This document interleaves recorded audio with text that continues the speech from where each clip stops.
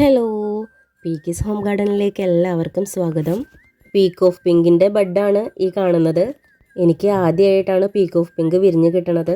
ഞാൻ ഈ പൂവ് ദൈവത്തിൻ്റെ അവിടെ വെക്കാൻ പോവാണ്. മഹാവിഷ്ണുവിൻ്റെ കയ്യിൽ ശംഖ്, ചക്രം, പിന്നെ നമ്മുടെ ഈ താമരപ്പൂവും ഉണ്ട് കേട്ടോ. ഭഗവാൻ പ്രവേശിക്കുന്നതിന് മുൻപ് മംഗളകരമായിട്ടുള്ള നാദമാണ് ശംഖ് പുറപ്പെടുവിപ്പിക്കുന്നത്. ഗദയും ചക്രവും ദുഷ്ടനിഗ്രഹത്തിന് വേണ്ടിയാണ് ഭഗവാന്റെ കയ്യിലിരിക്കുന്നത്. എന്നാൽ താമര കണ്ണൻ്റെ ഭക്തവാത്സല്യത്തിൻ്റെ ചിഹ്നമായിട്ടാണ് കയ്യിൽ വെച്ചിട്ടുള്ളത്.